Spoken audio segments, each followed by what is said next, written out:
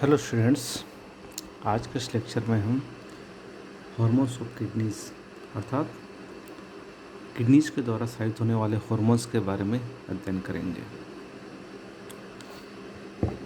Kidney एक बहुत महत्वपूर्ण ऑर्गन होता है जो कि हायर ऑर्गेनिज्म में यानी उच्च जीवों में बहुत महत्वपूर्ण कार्य करता है।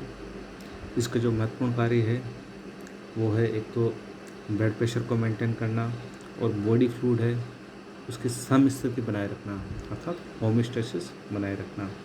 इसके अलावा एक महत्वपूर्ण कार्य ये करता है कि शरीर से जो वेस्ट होते हैं इसको क्लियर करता है। इन दो इम्पोर्टेंट कार्य के अलावा एक और महत्वपूर्ण कार्य जो किडनीज करते हैं वो है कि वो एज एन एंडोक्राइन ऑर्गन यानी अंतःस्रावी अंग के रूप में भी कार्य करते हैं। अंतःस्रावी अंग के रूप में जो किडनीज होते हैं उनसे जो दो महत्वपूर्ण हार्मोन्स रिलीज होते हैं, स्रावित होते हैं, वो है एक तो रेनिन और दूसरा है इरिथ्रोपोइटिन। रेनिन की हम बात करें तो रेनिन किडनीज में जंक्टा ग्लोमेरुलर सेल्स जिनको जेजी सेल्स कहते हैं उनसे ये हार्मोन रिलीज होता है।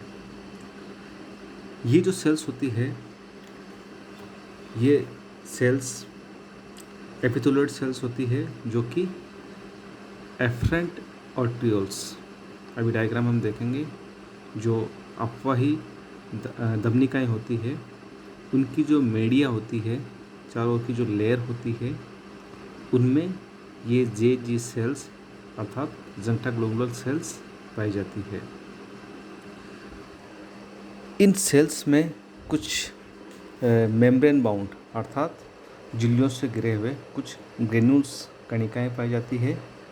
इन कणिकाओं में ये रेनिन हार्मोन स्टोर होता है। इनके अलावा जो रेनिन होता है वो लेसिस सेल्स में भी पाया जाता है। तो ये लेसिस सेल्स होती है ये एफरेंट और इफरेंट आर्टरियोल्स अर्थात अफवाही और अभिवाही धमनिकाओं का जो जंक्शन होता है इनके बीच में ये लेसिस सेल्स पाई जाती है। और उस पॉइंट पे जहाँ की एफरेंट आर्टरियोल्स ग्लोमेरुलस में एंटर होती है और इफरेंट आर्टरियोल्स ग्लोमेरुलस से बाहर निकलती है, वहाँ पे ये दोनों एक दूसरे को टच करती है। साथ ही ये नेफ्रॉन को भी टच करती है। नेफ्रॉन की जो ट्यूबुल होती है, जो वाहिका होती है नेफ्रॉन की, उसको भी ये टच करती है। और इस पॉइंट पे एक स्ट्रक्चर पाया जाता है मैकुला डेंसा। ये मैकुला डेंसा जिस जगह पे ये जो ट्यूबुल एफरेंट और इफरेंट का जहाँ एंट्री हो रही है और एग्जिट हो रहा है, वहाँ पे जो ये ट्यूबुल का हिस्सा होता है उसमें एपिथेलियम जो होती है वो थोड़ी मॉडिफाई हो जाती है, उसी को बोलते हैं मैकुला डेंसा। और जो मैकुला डेंसा होता है वो ये जंक्टा ग्लोमेरुलर सेल्स के बहुत पास स्थित होता है। अब ये तीन महत्वपूर्ण स्ट्रक्चर है जैसा कि भी हमने देखा, एक तो जंक्टा ग्लोमेरुलर सेल्स, दूसरा लेसिस सेल्स और तीसरा मैकुला डेंसा। ये तीनों मिलकर एक कॉम्प्लेक्स बनाते हैं जिसे जंक्टा ग्लोमेरुलर एपरेटस कहा जाता है। इस डायग्राम में हम इस चीज़ को अच्छे से समझ सकते हैं। ये है नेफ्रॉन। नेफ्रॉन का ये जो हिस्सा होता है इसको बोलते हैं ग्लोबुलस, जो कि यहाँ बड़ा करके दिखाया गया है। अब ग्लोबुलर में क्या होता है कि एक तो एफरेंट आर्टियोल होती है जो एंटर होती है, जो यहाँ एंटर हो रही है, और इफरेंट आर्टियोल होती है वो उससे बाहर निकलती है, और अंदर एक गुच्छ पाया जाता है जिसको कि डोमरस कहा जाता है। जहाँ की एफरेंट आर्टियोल ग्लोमरस के अंदर एंटर हो रही है, वहाँ पे इसका जो मीडिया होता है, इसकी वॉल होती है, उस वॉल में कुछ विशेष प्रकार की सेल्स पाई जाती है जिनमें ग्रेन्यूल्स पाए जाते हैं, जो झिल्ली से परिबद्ध कुछ कणिकानुमा स्ट्रक्चर पाया जाता है जिनमें रेनिन होता है। इनको बोलते हैं जंक्टा ग्लोमेरुलर सेल्स। अब दूसरा जो स्ट्रक्चर मैंने बताया था वो है लेसिस सेल्स।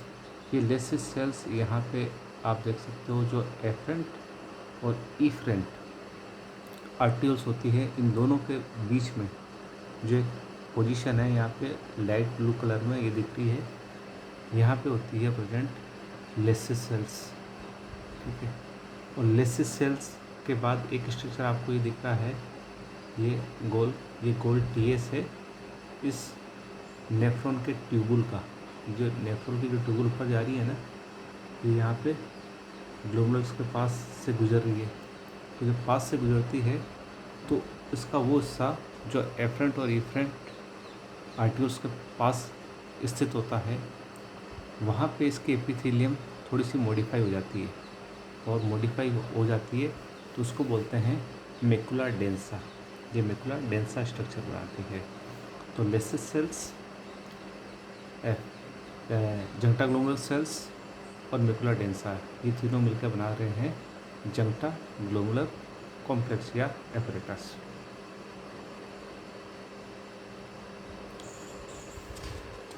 इसके बाद हम रेनिन की बात करें तो रेनिन एक एसिड प्रोटीएस होता है जो कि ग्लाइकोप्रोटीन है, और इसका मोलिकुलर वेट लगभग 37,326 होता है मनुष्यों में। ये जो मोलिक्यूल होता है रेनिन का, ये 2 लोब्स या डोमेन से बना होता है, और उनके बीच में एक जो साइट होती है वो एंजाइम के रूप में एक्टिव साइट होती है, लोकेशन होती है उसकी डीप क्लेफ्ट के रूप में। और ये अन्य हार्मोन की समान ही जो रेनिन होता है वो एक प्रीकर्सर या पूर्ववर्ती के रूप में इसका सिंथेसिस होता है, इसका निर्माण होता है। और ये जो पूर्ववर्ती हार्मोन होता है उसको बोलते हैं प्री प्रोरेनिन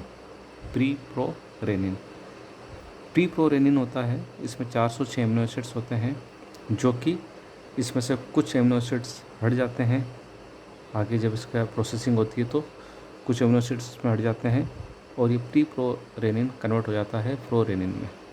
और प्रोरेनिन में 383 एमिनो एसिड्स होते हैं, और ये प्रोरेनिन से भी कुछ एमिनो एसिड्स हटा दिए जाते हैं, तो उसके बाद 340 एमिनो एसिड का जो एक्टिव रेनिन वो बनता है। ठीक है, ये जो रेनिन होता है ये क्या कार्य करता है इसकी हम बात करें तो रेनिन जो होता है एक प्रोटीन होता है एंजियोटेंसिनोजन।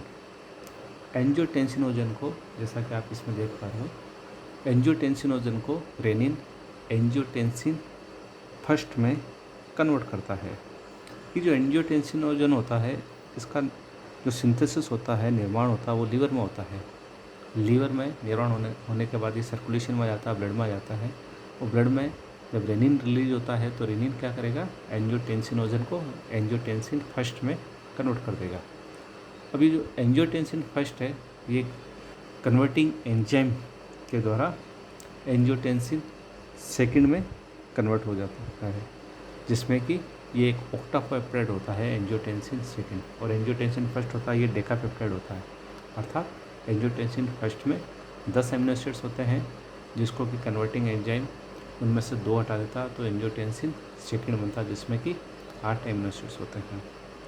अब ये एंजियोटेंसिन सेकंड होता है, ये क्या कार्य करते हैं उसकी हम बात करें तो ये एंजियोटेंसिन सेकंड एल्डोस्टेरोन के सिक्रेशन को स्टिमुलेट करता है। एल्डोस्टेरोन जो कि एड्रिनल कॉर्टेक्स के द्वारा रिलीज होता है, इसके सिक्रेशन को ये स्टिमुलेट करेगा। जब एल्डोस्टेरोन सिक्रेट होगा तो क्या होगा, जो वाटर और सोडियम का रिटेंशन होता है वो क्या होगा कि इंक्रीज होगा इनका प्रीलोड। दूसरा ये क्या करता है एंजियोटेंसिन सेकंड कि ये वेस्कुलर स्मूथ मसल्स होती है, जो कि आर्टरीज और जो वेंस होती है उनकी जो मसल्स होती है उनके संकुचन का कार्य भी करता है।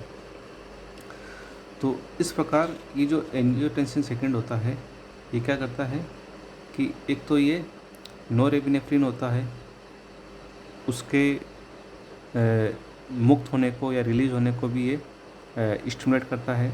इसके अलावा ये क्या करता है कि जो ग्लोमेरुलर फिल्ट्रेशन रेट होता है उसको कम करता है। कैसे कम करता है कि ग्लोमेरुलस जो कि किडनी का नेफ्रॉन का स्ट्रक्चर होता है, जैसा भी आपने देखा था डायग्राम में, उसकी जो मिजेंगियल सेल्स होती है उनके संकुचन को ये बढ़ाता है, जिससे कि ग्लोमेरुलर फिल्ट्रेशन रेट कम हो जाती है। इसके अलावा जो एंजियोटेंसिन सेकेंड है ये ब्रेन पे एक्ट करता है और ब्लड प्रेशर को बढ़ाता है, वाटर इनटेक को और वेसोप्रेसिन और एसीटीएच के सिक्रेशन को भी ये इंक्रीज करता है। अब इसके रेगुलेशन की हम बात करें, रेनिन के सिक्रेशन के रेगुलेशन की, तो कुछ फैक्टर्स है जो इसके सिक्रेशन को कंट्रोल करते हैं, रेनिन के सिक्रेशन को।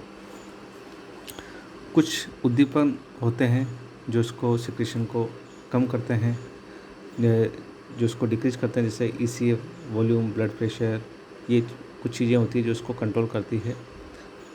इसमें से एक है, एक तो इंट्रारीनल बेरो रिसेप्टर मैकेनिज्म होती है, जो कि किडनी के अंदर ये मैकेनिज्म पाई जाती है, और वो क्या करती है कि रेनिन के सिक्रेशन को तब बढ़ा देती है जबकि जो इंट्रा आर्टियोल प्रेशर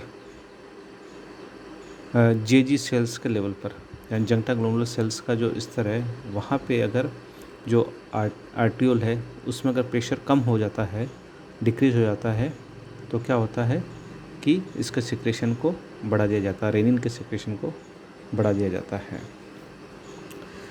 इसके अलावा जो प्रोस्टाग्लैंडिन्स होते हैं, एक प्रकार के फैटी एसिड्स होते हैं कॉम्प्लेक्स। इसमें से विशेष रूप से जो प्रोस्टासाइक्लिन होता है वो रेनिन के सिक्रेशन को स्टिमुलेट करता है, बढ़ाता है। इनके अलावा जो एंजियोटेंसिन सेकेंड है वो एक नेगेटिव फीडबैक के रूप में काम करता है, क्योंकि जब ब्लड में एंजियोटेंसिन सेकेंड का स्तर बढ़ जाता है, और एंजियोटेंसिन सेकेंड का निर्माण रेनिन के द्वारा होता है, रेनिन के द्वारा जो आगे रिएक्शन होती है उससे एंजियोटेंसिन सेकेंड का निर्माण होता है। उस जब रक्त में एंजियोटेंसिन सेकेंड का स्तर बढ़ जाता है तो क्या होगा कि ये नेगेटिव फीडबैक द्वारा रेनिन के सिक्रेशन को कम करता है। इसके अलावा जो वेसोप्रेसिन होता है वो भी क्या करता है कि रेनिन के सिक्रेशन को डिक्रीज करता है, कम करता है। इस प्रकार ये फैक्टर्स है जो रेनिन के सिक्रेशन को कंट्रोल करते हैं। किडनी से रिलीज होने वाला एक दूसरा जो हार्मोन है इम्पोर्टेंट, वो है इरिथ्रोपोइटिन। इरिथ्रोपोइटिन की हम बात करें तो एडल्ट्स में लगभग 85% इरिथ्रोपोइटिन किडनीज द्वारा रिलीज होता है, जबकि लगभग 15% या 15% लीवर के द्वारा रिलीज होता है। ये दोनों ही जो ऑर्गन होते हैं, किडनीज और लीवर, इनमें ये इरिथ्रोपोइटिन के संश्लेषण से संबंधित mRNA पाया जाता है। जब फीटल स्टेज होती है, भ्रूण अवस्था या नियोनेटल लाइफ होती है, उस टाइम जो आरबीसी के निर्माण का, जिसको कि इरिथ्रोपोइसिस कहते हैं, उसके निर्माण का जो मेन अंग होता है वो लीवर होता है, और इसीलिए इरिथ्रोपोइटिन का सिंथेसिस भी मैक्सिमम लीवर से होता है। बट उस स्टेज के बाद में जो आरबीसी का निर्माण होता है वो बोन मेरो से शुरू हो जाता है। फीटल लाइफ के बाद में आरबीसी का निर्माण बोन मेरो अर्थात अस्थि मज्जा से शुरू हो जाता है। साथ ही जब आरबीसी का निर्माण अस्थि मज्जा से शुरू हो जाता है तो इरिथ्रोपोइटिन यानी इस हार्मोन का प्रोडक्शन भी किडनी से ज़्यादा शुरू हो जाता है। ये जो इरिथ्रोपोइटिन होता है, ये जो किडनी होती है उनमें रीनल कॉर्टेक्स में पेरीट्यूबुलर कैपिलरीज, यानी जो ट्यूबुल के चारों ओर जो कैपिलरीज पाई जाती है, इस डायग्राम में हम देख सकते हैं कि जो ट्यूबुल है इनके चारों ओर कैपिलरीज, इसमें नहीं शो हो रही है लेकिन इनके चारों ओर जो कैपिलरीज पाई जाती है उनके द्वारा इरिथ्रोपोइटिन का सिक्रेशन होता है। और लीवर में कुफर सेल्स और हिपेटोसाइट्स दोनों ही इरिथ्रोपोइटिन का निर्माण करती है। इरिथ्रोपोइटिन के स्ट्रक्चर की हम बात करें तो ये एक ग्लाइकोप्रोटीन होता है, जिसमें कि 166 अर्थात 166 एमिनो एसिड्स पाए जाते हैं और इसका मोलिकुलर वेट होता है लगभग 34,000 और 40% जो इसका वेट होता है वो कार्बोहाइड्रेट के कारण ही होता है, जो कि पेप्टाइड से पॉलीपेप्टाइड चेन से अटैच्ड होता है। हम इसके फंक्शन की बात करें, इरिथ्रोपोइटिन के फंक्शन की बात करें तो जब किसी व्यक्ति में रक्तस्राव होता है, ब्लड निकलता है या किसी वजह से ऑक्सीजन की कमी आ जाती है, तो उस केस में क्या होता है कि हीमोग्लोबिन का जो सिंथेसिस होता है, निर्माण, वो बढ़ जाता है। साथ ही लाल अस्थिमज्जा यानी बोन मैरो से आरबीसी का निर्माण भी बढ़ जाता है। ठीक है, और ये जो इंक्रीज होता है, आरबीसी के निर्माण का जो इंक्रीज होता है वो इरिथ्रोपोइटिन के द्वारा ही स्टिमुलेट होता है, उसी के द्वारा उद्दीपित होता है। इरिथ्रोपोइटिन क्या करता है कि ये बोन मैरो में जो स्टेम सेल्स होती है उनको प्रो इरिथ्रोब्लास्ट में कन्वर्ट करने का कार्य करता है, उसको स्टिमुलेट करता है। इस प्रोसेस को, स्टेम सेल्स को प्रो इरिथ्रोब्लास्ट में कन्वर्ट करने को ये स्टिमुलेट करता है। और ये जो स्टेम सेल्स होती है वो बाकी अन्य स्टेम सेल्स जैसी लगती है, बट ये थोड़ी ज़्यादा डिफ्रेंशिएटेड होती है, ज़्यादा विविधित होती है, इसीलिए इनको इरिथ्रोपोइटिन सेंसिटिव स्टेम सेल्स कहते हैं, क्योंकि इरिथ्रोपोइटिन हार्मोन के प्रति ये थोड़ी सेंसिटिव होती है, संवेदनशील होती है। इरिथ्रोपोइटिन का जो इनएक्टिवेशन का यानी निष्क्रियकरण का जो मेन जो प्लेस होता है, स्थान होता है, वो लीवर होता है। लीवर में ही इसको निष्क्रिय किया जाता है, इस हार्मोन को। आप इस डायग्राम में देख सकते हैं कि जब